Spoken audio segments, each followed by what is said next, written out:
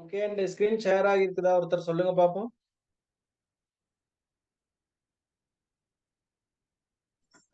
ஆகி இருக்குது sir. Okay. இப்ப இந்த அந்த விஷயம், அதாவது மாணவர்களுக்கு நாங்க என்ன பதவிகள் அந்த வகித்தார்கள். உதாரணத்துக்கு மாணவர் தலைவர்கள், வகுப்பு தலைவர்கள் போன்றவர்களுக்கு 5 புள்ளிகள் அதுல வழங்கப்பட்டது. தலைமைத்துவ பண்புகள் என்று சொல்லி 5 புள்ளிகள் வழங்கப்பட்டது. அதிலிருந்து உங்களுக்கு நல்ல விளங்கும். அதாவது திறமையான மாணவர்கள் படிப்பு மட்டும் இல்ல, இப்படியான இதர பதவிகளும் ஊடாக உங்களுக்கு தெரியும், பாட விடயங்களோட விளையாட்டு, நவராத்திரி விழா, தமிழ் மொழி தின விழா இதுகள்லயும் நாங்க பிள்ளைகளை ஈடுபடுத்தப்பட வேண்டும். அதில் நாங்க தொடர்ந்து படிப்போம், அதுல என்னென்ன விஷயம் இருக்குன்னு சொல்லி. ஓகே, அப்ப அதுகளை கொஞ்சம் நோட் பண்ணி வச்சுக்கொள்ளுங்க. 2024ஆம் ஆண்டு முதல் அதை அறிமுகப்படுத்தி இருக்கிறாங்க. அதாவது வசதி குறைவான அதே நேரம் திறமையான மாணவர்களுக்கு 3000 ரூபாய் மாதம் கொடுக்கின்ற ஒரு வேலை திட்டம்.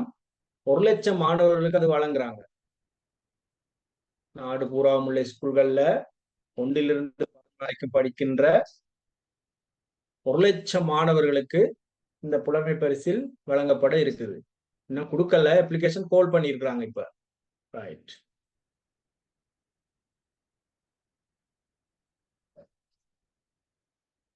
இது ஒருத்தர் சொல்லுங்க பாப்போம், இது என்ன மாதிரி விஷயம்?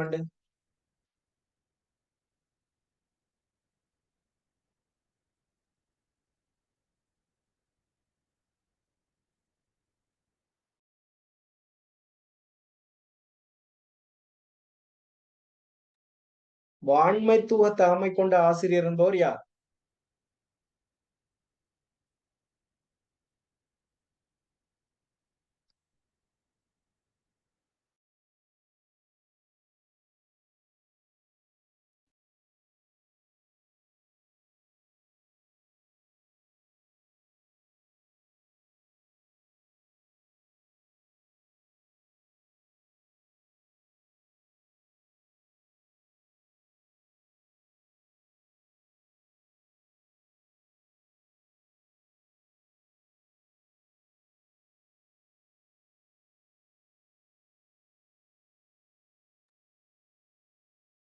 ரைட். வாண்மைத்துவ தகமை கொண்ட ஆசிரியர் என்று சொல்றது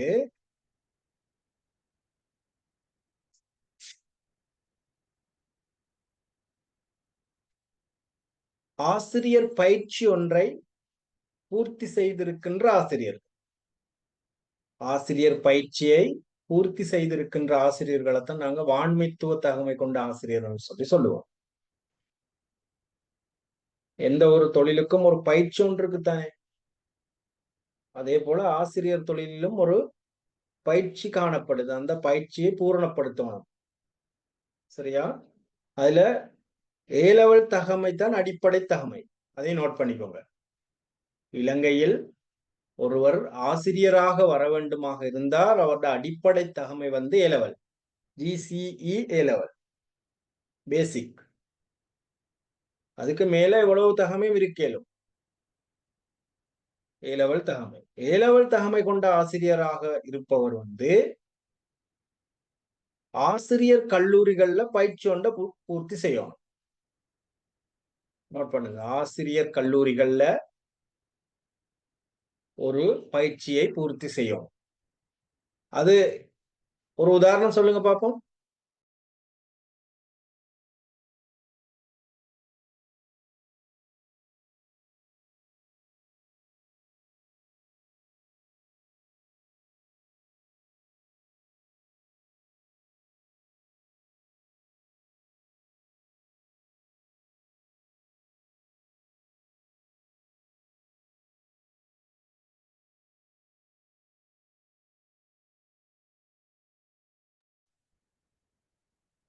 எங்க வகுப்புல இருக்கிறவங்க தூரம் இருக்கிறீங்க போல.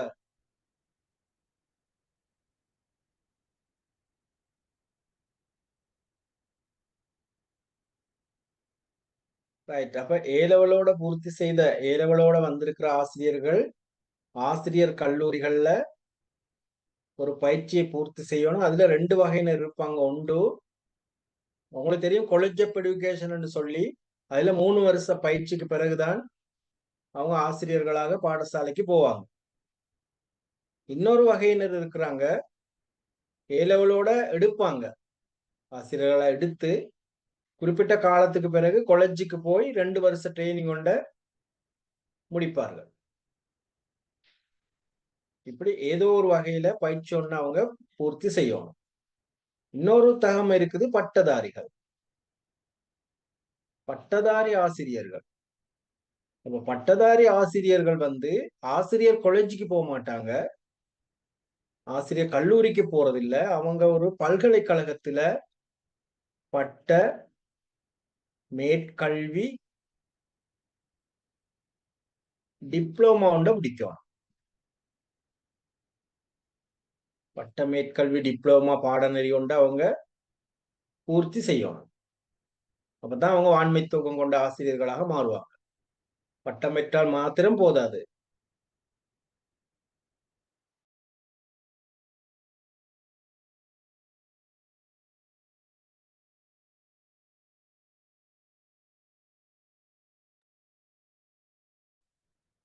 சரியா? இந்த பாயிண்ட் விளங்குதா உங்களுக்கு? ஆறாவது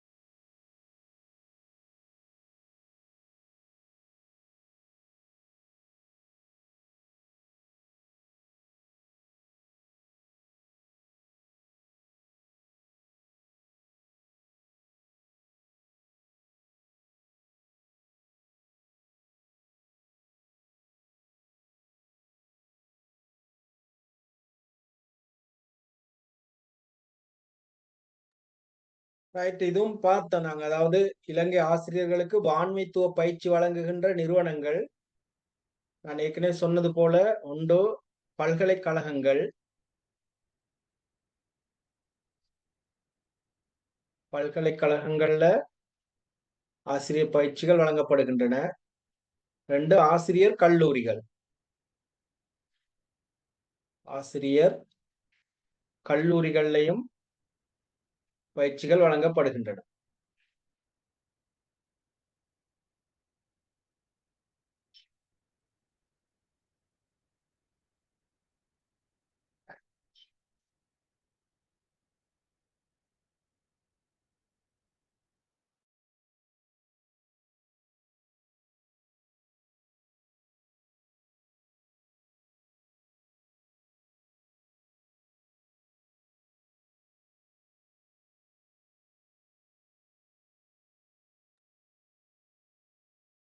பல்கலைக்கழகங்கள் எடுத்தோம்னு சொன்னா பொதுவாக இலங்கை திறந்த பல்கலைக்கழகம், கொழும்பு பல்கலைக்கழகம், இந்த 2 பல்கலைக்கழகங்களும் பிரதானமானவை. அதுல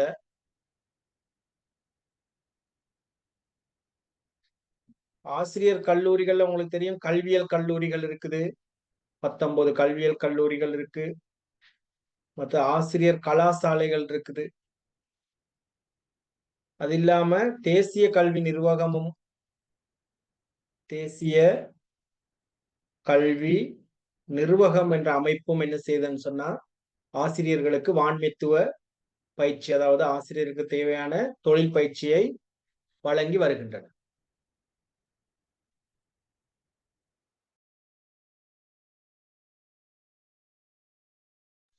சார் கடைசியா சொன்னது விளங்கல சார். வழங்குகின்ற நிறுவனங்களா? ஆமா சார். வழங்குகின்ற நிறுவனங்கள், அதாவது ஆசிரியர்களுக்கு பயிற்சி அளிக்கின்ற நிறுவனங்கள்ல ஒன்று பல்கலைக்கழகங்கள். பல்கலைக்கழகங்கள். அதுல ஒன்று சொன்னேன், இலங்கை திறந்த பல்கலைக்கழகம். மற்றது இலங்கை கொழும்பு பல்கலைக்கழகம்.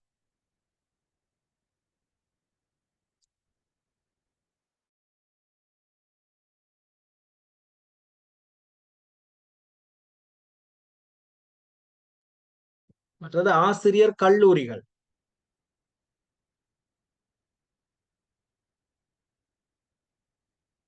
தேசிய கல்வி நிறுவனம். இப்ப சொல்லுங்க பாப்போம், இப்ப இந்த பல்கலைக்கழகத்துல யாருக்கு பயிற்சி கொடுப்பாங்க? என்ன மாதிரியான ஆசிரியர்களா இருப்பாங்க?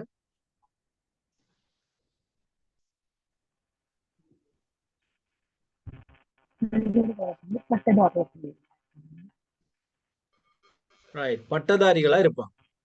பல்கலைக்கழகங்கள்ல வான்மைத்துவ பயிற்சி பெறுறவங்க வந்து பட்டதாரிகள். அவங்க பட்டமேல் கல்வி டிப்ளமாவை தான் இந்த பல்கலைக்கழகங்கள்ல படிப்பாங்க.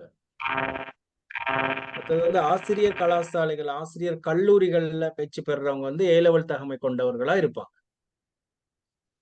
மூன்றாவது வந்து தேசிய கல்வி நிறுவனம் இருக்குது. அது மேலும் மேலும் இப்ப பட்டமேற்கல்வி டிப்ளமாவும் இது கொடுக்குது. என்ஐ தேசிய கல்வி நிறுவனம் என்றது பட்டமேற்கல்வி டிப்ளமா இருக்கு. ஏனைய எத்தனையோ பயிற்சிகளை இது வழங்குது தேசிய கல்வி நிர்வாகம். ஓகே, இது சொல்லுங்க பாப்போம், ஏன் வான்மைத்துவ பயிற்சி ஆசிரியர்களுக்கு ஏன் தேவை?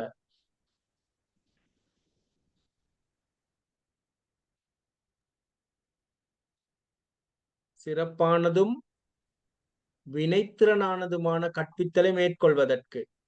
நோட் பண்ணுங்க, ஆசிரியர்களுக்கு பயிற்சி இல்லாம போகவே இயலாத. உங்களுக்கு சும்மா புத்தகத்தை எடுத்து அதை பாடத்தை வாசிச்சு விளங்கப்படுத்தி 10 கேள்விக்கு விட எழுதுறது, அது யாரும் செய்யலாம். வான்மைத்துவம் பயிற்சி கொண்ட ஆசிரியர்கள் வந்து சிறப்பானதும் வினைத்திறனானதுமான கற்பித்தலை மேற்கொள்வதற்கு இந்த வான்மைத்துவ பயிற்சி அவசியமானது. ஒரு வகுப்புல எல்லா மாணவர்களும் ஒரே மாதிரி இருக்க மாட்டாங்க. சிலர் மெதுவா கற்கக்கூடியவர்களா இருப்பாங்க, சிலர் வேகமா கற்பாங்க, சிலர் உடல் குறைபாடோட இருப்பாங்க, சில குடும்ப ரீதியா பாதிக்கப்பட்ட பிள்ளைகள் இருப்பாங்க. எல்லாத்துக்கும் விளங்கக்கூடிய மாதிரி எல்லாத்தையும் ஒன்றிணைத்து போகக்கூடிய ஒரு கற்பித்தலை செய்யறதுக்கு வான்மைத்துவ பயிற்சி அவசியம்.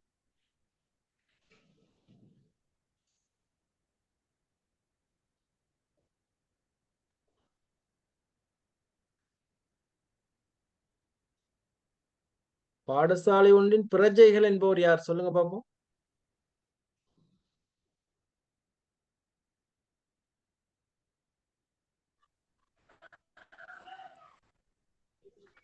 பெற்றோர்கள், அதிபர், ஆசிரியர், இது மாதிரிலாம் சொல்லலாம். அதாவது பாடசாலை ஒன்றின் பிரஜைகள் என்பவர் யார் என்று கேட்டா, அதாவது அல்லது பாடசாலை சமூகத்தினர் என்பவர் யாரென்றா, ஒரு பாடசாலையினால் பயன்பெறுகின்ற அனைத்து பிரிவினரும், பாடசாலை ஒன்றினால் பயன்பெறுகின்ற அனைத்து பிரிவினரும் அப்பாடசாலையின் பிரஜைகள் ஆவர்.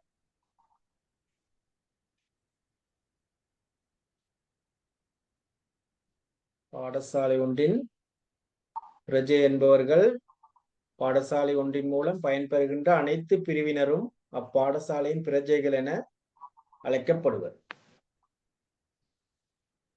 அவர்களை பெயரிடுக என்று சொல்லி இருக்கு. அதுல பிரதானமானவர்கள் அதிபர் இருக்கிறார், அதிபர், ஆசிரியர்கள், பிரதி அதிபர், பெற்றோர், பழைய மாணவர்கள், நலன் விரும்பிகள்,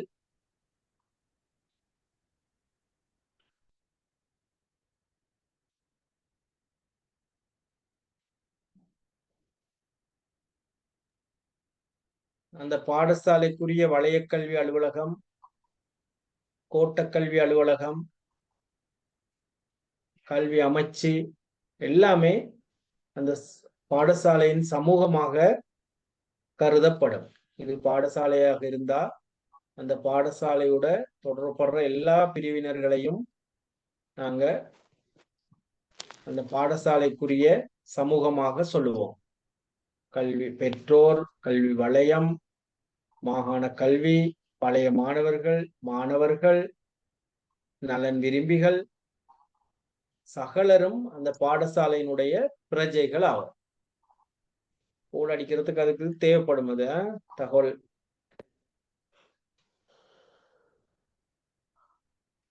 இவங்க யார்? இடம்சார் பெற்றோர்.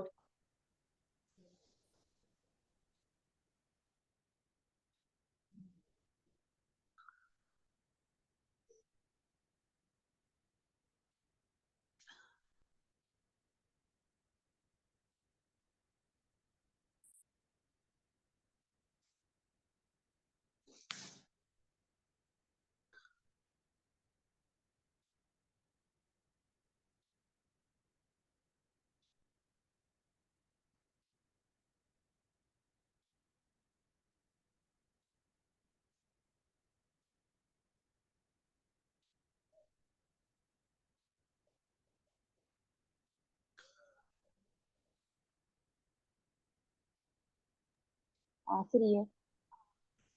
ரைட். இடம்சார் பெற்றோர் என்று அழைக்கப்படுபவர்கள் அதாவது லோகோ பேரண்ட்ஸ், ஆசிரியர்களைத்தான் நாங்க இடம்சார் பெற்றோர் என்று அழைப்போம்.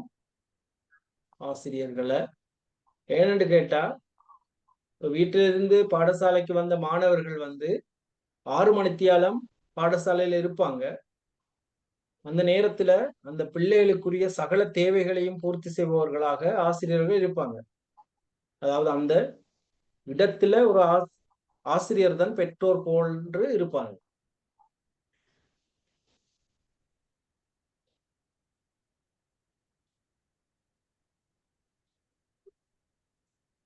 பாடசாலையில் பெற்றோர் போன்று ஆசிரியர்களே செயற்படுவர். அதன் காரணமாகத்தான் நாங்கள் லோகோ பேரண்ட்ஸ் சொல்லி ஆசிரியர்களை அழைப்போம்.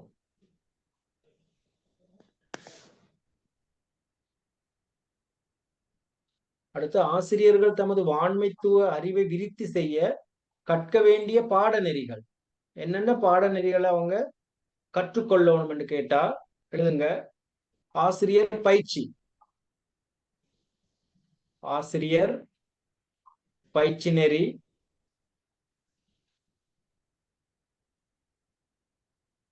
பட்டமேற்கல்வி டிப்ளோமா,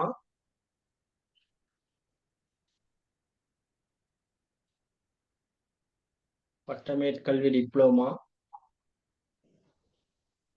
கல்வி இளமானி பட்டப்படிப்பு, கல்வி இளமானி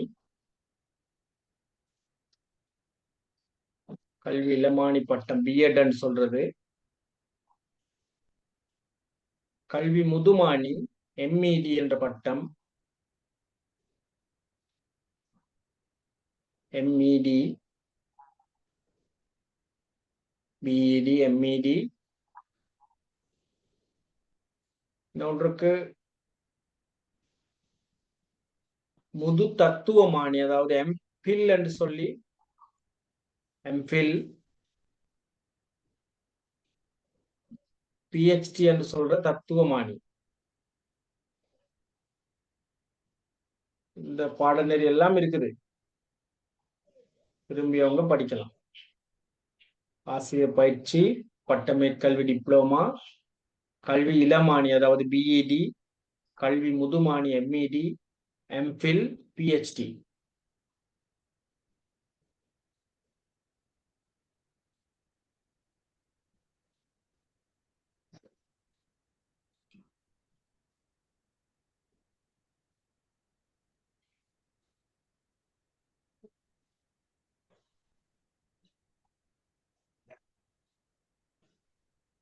அடுத்த, ஆசிரியர் சேவை பிரமாண குறிப்பு என்றால் என்ன என்று சொல்லி இருக்குது. அதாவது இலங்கையில ஆசிரியர் சேவை தொடர்பான ஒரு யாப்பு, ஆசிரியர் சேவை தொடர்பான யாப்பே நாங்க பிரமாண குறிப்புன்னு சொல்லுவோம்.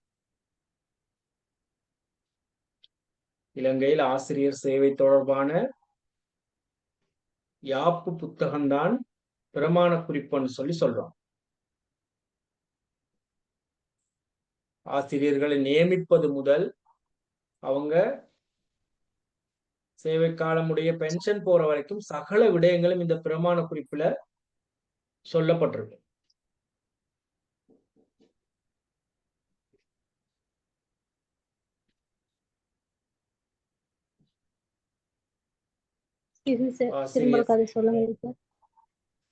ஆசிரியர் சேவை பிரமாண குறிப்பு.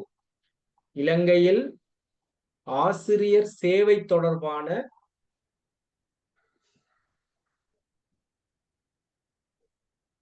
யாப்பு புத்தகமே ஆசிரியர் சேவை பிரமாண குறிப்பு ஆகும்.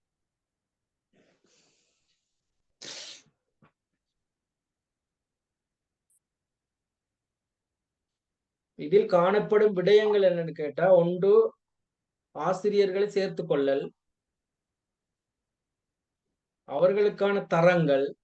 இப்ப நாங்க முதல்ல பார்த்தோமே, ஆசிரியர்களுக்கு 7 தரங்கள் இருக்கு அப்படின்னு அதெல்லாம் இந்த பிரமாண குறிப்புல தான் சொல்லப்பட்டிருக்குது.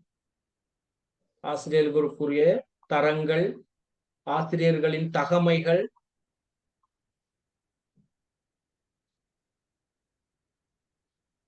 ஆசிரியர்களுக்குரிய சம்பளங்கள்,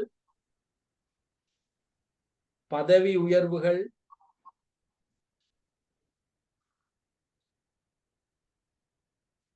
போன்ற அனைத்து விடயங்களும் இந்த பிரமாண குறிப்பில் இருக்கிற மாதிரித்தான் செய்வாங்க. இப்ப உதாரணத்துக்கு ஒரு ஆசிரியர் நல்ல நிறைய வேலை செய்யறாரு, காலையில 7 மணிக்கு போறாரு, அந்திக்கு 6 மணிக்கு வரைக்கும் வேலை செய்யறாரு, அப்படி இப்படின்னு சொல்லி என்னத்தான் சொன்னாலும் அவருக்கு என்ன சம்பளம் இருக்குதோ அந்த பிரமாண குறிப்புல சொல்லி இருக்குதோ அந்த சம்பளம் தான் கிடைக்கும். அவர் கூட வேலை செஞ்சிருக்கிறாரு, இவர் குறைவா வேலை செஞ்சிருக்கிறாரு, ஒருத்தர் கூடுதலா ரிசல்ட்ஸ் போட்டிருக்கிறாரு, அப்படி இப்படி எல்லாம் சம்பளம் செய்யற இல்ல. சரிதானே? பிரமாண குறிப்புல என்ன சொல்லி இருக்குதோ, இவ்வளவு நாள் வேலை செஞ்சிருந்தா இந்த சம்பளம்னு சொல்லி பிரமாண குறிப்புல தெளிவா சொல்லி இருக்கும். ரைட்?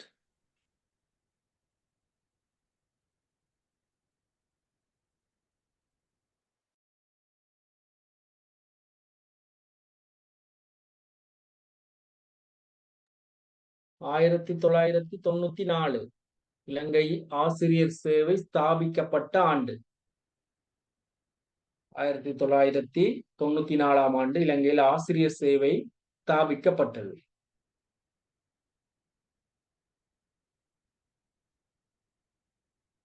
ஒரு பாடசாலை நல்லுறவை பேண வேண்டிய பல்வேறு பிரிவினர், அதை நாங்க முதல்ல பார்த்ததுதான். பெற்றோர், பழைய மாணவர்கள், நலன் விரும்பிகள், வேற யாரு?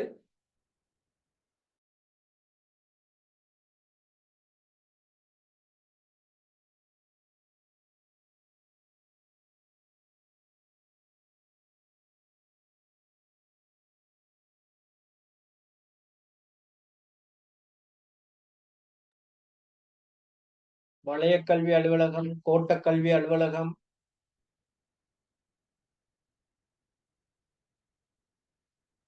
அவர்களோடு சிறந்த உறவை பாடசாலை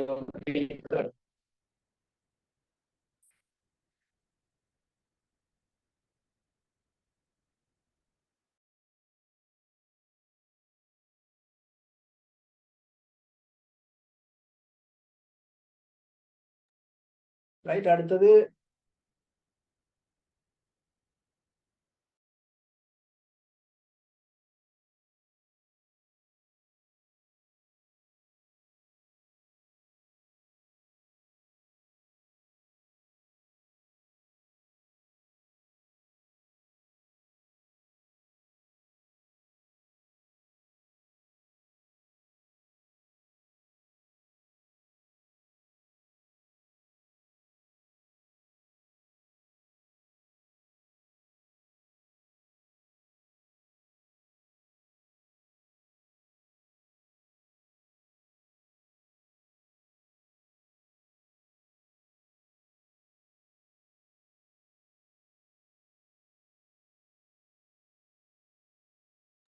ரைட். இலங்கையில் பாடசாலை மட்டத்தில் ஆசிரியர்களுடைய வாண்மைத்துவ விருத்தியை ஏற்படுத்துவதற்கு செயற்படுத்தப்படுகின்ற திட்டம் யாது? திட்டம் செயற்படுத்தப்படும் முறையை சுருக்கமாக விளக்குக என்று சொல்லி ஒரு விஷயம். அதாவது ஆசிரியர்கள் வந்து இலங்கையில ஆசிரியர் கலாசாலையில போய் வாண்மைத்துவ பயிற்சியை பெற்றுக்கொள்வாங்க, அல்லது பல்கலைக்கழகம் ஒன்றுல ஏதாவது ஒரு பட்டமேற்கல்வி டிப்ளமா அதுகளை பூர்த்தி செய்வாங்க. ஆனா அதற்கு பிறகு நீண்ட காலம் எந்த பயிற்சியும் இல்லாம இருப்பாங்க. எனவே அரசாங்கம் என்ன செய்யுதுன்னு சொன்னா, பாடசாலை மட்ட இந்த செயற்திட்டத்தில பேர் எழுதி கொள்ளுங்க, பாடசாலை மட்ட ஆசிரியர் வாண்மைத்துவ விருத்தி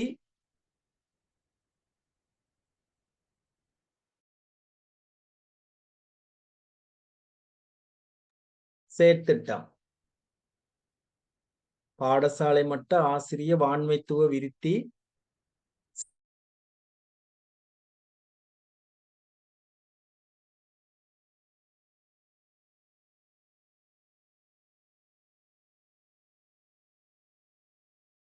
இங்கிலீஷ்ல இதை நாங்க SBPTD என்று சொல்லுவோம். SBPTD, பாடசாலை மட்ட ஆசிரியர் வாண்மைத்துவ விருத்தி.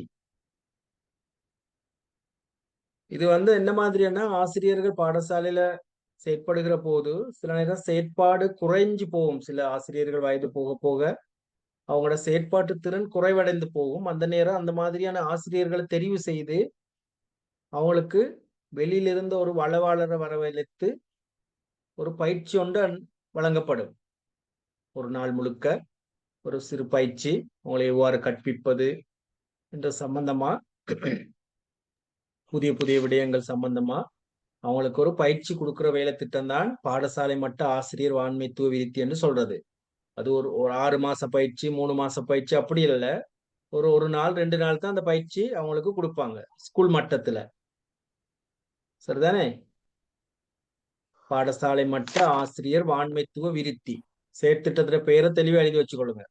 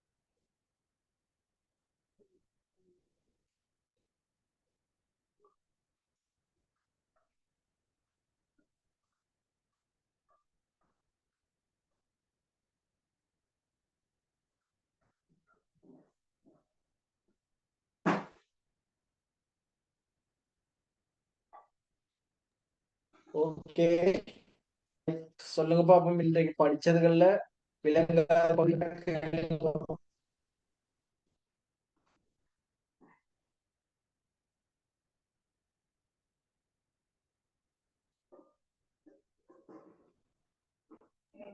சார் கடைசி கேள்வி கொஞ்சம் திரும்ப விளங்கப்படுத்துங்க சார்.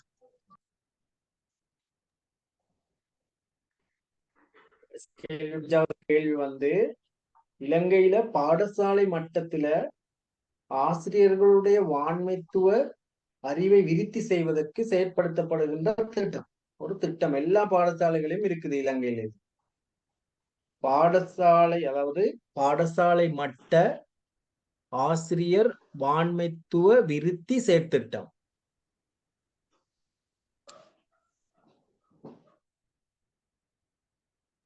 இங்கிலீஷ்ல நாங்க ஷார்ட் டைம் இது சொல்லுவோம் SBPTD and ஸ்கூல்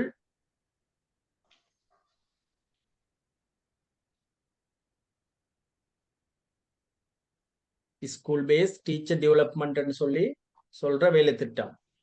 அதுல ஆசிரியர்களுக்கு இப்ப காலேஜுக்கெல்லாம் போனா ஸ்கூல்ல இருக்க மாட்டாங்க டீச்சர். 2 வருஷத்துக்கு காலேஜ் போயிடுவாங்க.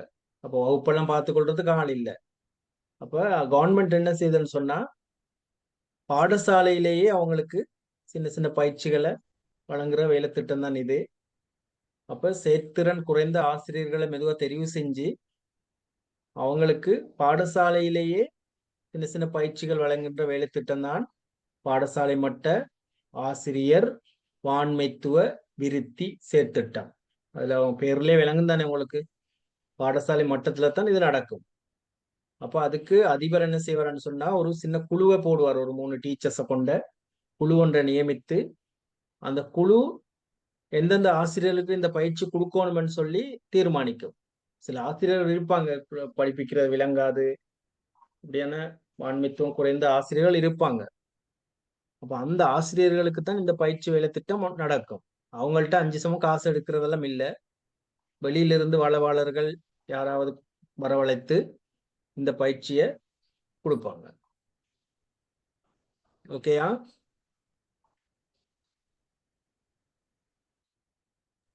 Okay sir.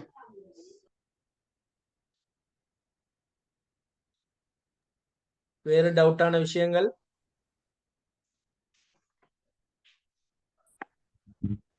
சார் முது தத்துவமானினா எம்பில் பிஹெச்டிக்கு என்ன சார் சொல்லுவாங்க? தத்துவமானி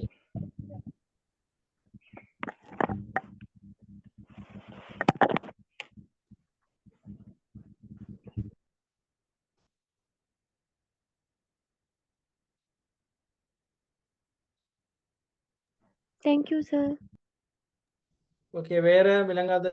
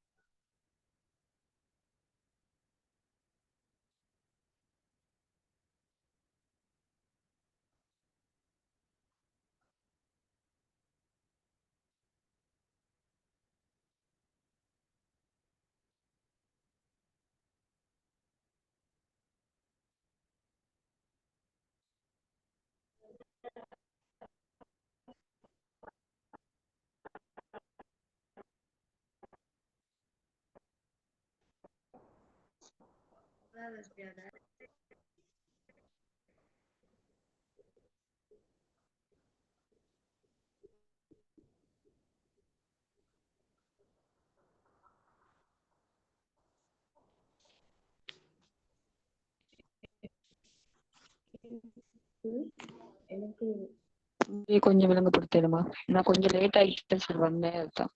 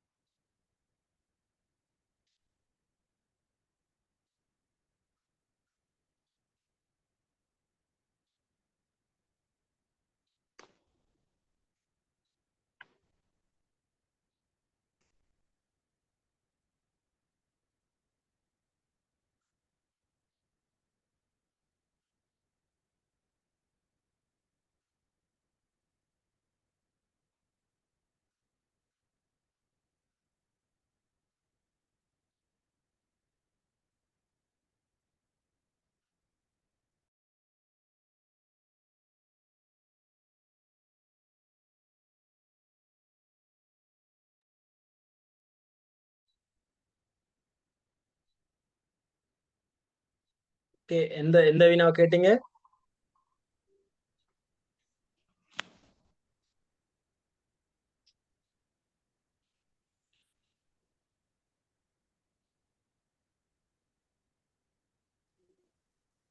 முதலாவது வினா.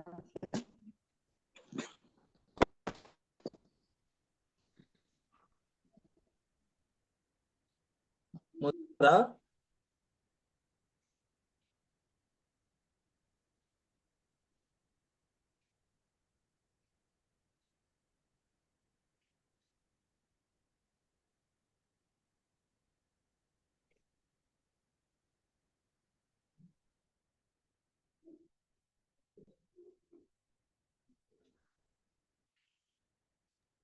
ரைட், முதலாவது வினாவை அதாவது முதல்ல ஸ்டார்ட்டுக்கே கிளாஸுக்கு வந்தவங்க ஒருத்தர் முதலாவது கேள்விக்குரிய விடையை சொல்லுங்க பாப்போம்.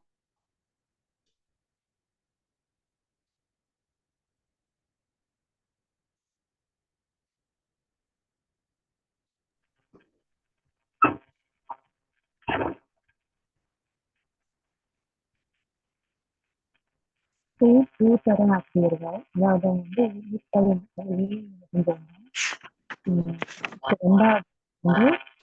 3-1 பட்டதாரி ஆசிரியர்கள் 3-1 ஆவணங்கிறது வந்து பொலிட்டிக்கல் எஜுகேஷன் அல்லது ஆசிரியர் கலாச்சாரம் வந்து பயிற்சி முடிச்சிருந்தார். 3-1 ஈன்றது வந்து டிப்ளமானவர்கள் அதாவது அரசு அங்கீகாரம் பெற்ற ஒரு நிறுவனத்தில் டெக்னிக்கல் காலேஜ் டிப்ளமா செஞ்சவங்க. அதுக்கு வந்து அஞ்சாவது 2-2 இதுல வந்து ஒன்னாவது பிஎட் முடிச்சிருந்தா. அடுத்தது வந்து 3-1 பதவி உயர்வு அதுகளை சொல்லலாம். அடுத்து ஆறாவது 2-1 அதுவும் பதவி உயர்வு. 7வது 1 அதுவும் பதவி உயர்வு.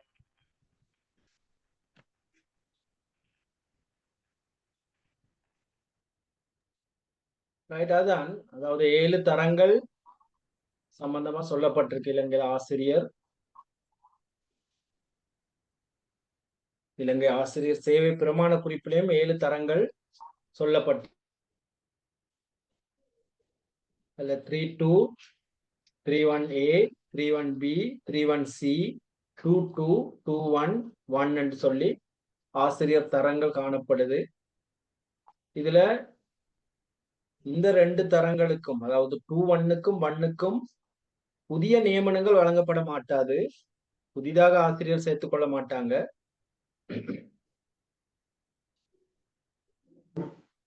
2-2 கிரேட் வந்து பிஎட் முடிச்ச ஆசிரியர்களுக்கு புதிய நியமனம் வழங்குற நேரத்துல 2-2க்கு நியமனம் செய்வாங்க. அதே நேரம் முன்னுக்கு இந்த நியமனங்கள் பெற்றவர்கள் 3-1, 3-2 நியமனம் பெற்றவர்களுக்கு பதவி உயர்வு கொடுக்கிற நேரமும் 2-2 கிரேடுகள் வழங்கப்படும். சரிதானே?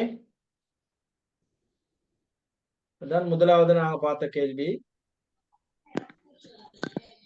வகுப்பாசிரியர் பத்தினது. Okay sir. வகுப்பாசிரியர் என்றவர் வகுப்புக்கு பொறுப்பாக நியமிக்கப்படுறவர். அந்த வகுப்பாசிரியருக்கு 33 பாட வேலைகள் கிழமைக்கு இருக்கும். குறைஞ்சது 33 பாட வேலைகள் இருக்கும். மீதி 7 பாட வேலைகளுக்கு அவர் வகுப்பாசிரியராக இருப்பாரு. வகுப்புக்கு தலைவராக இருப்பாரு. வகுப்பு தலைவரை தெரிவு செய்வது வகுப்பாசிரியர் தான். வகுப்பை ஒழுங்கமைப்பது, மாணவர்கள் பற்றிய தகவல்களை சேகரித்து வைத்திருப்பது, வகுப்பு கூட்டங்களை நடத்துவது, பெற்றோர் தொடர்புகளை ஏற்பாடு செஞ்சு கொடுப்பதாவது அதிபருக்கு பெற்றோர்களை சம்பந்தப்படுத்தி கொடுக்கிறது இந்த வகுப்பாசிரியர் தான். Right, okay. வேற எந்த கேள்விகள், விளங்காத கேள்விகள் பாருங்க.